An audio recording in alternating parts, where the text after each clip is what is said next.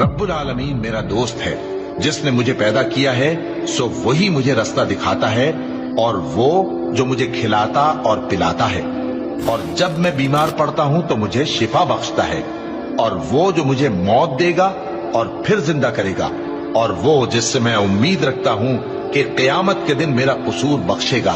ए परवरदिगार, मुझे इल्म दानिश अता फरमा और नेकूकारों में शामिल फरमा, और बाद वाले लोगों में मेरा जिक्र नेक बाकी रखियो, और मुझे नेमत की बहिश्त के वारिसों में शामिल कीजो,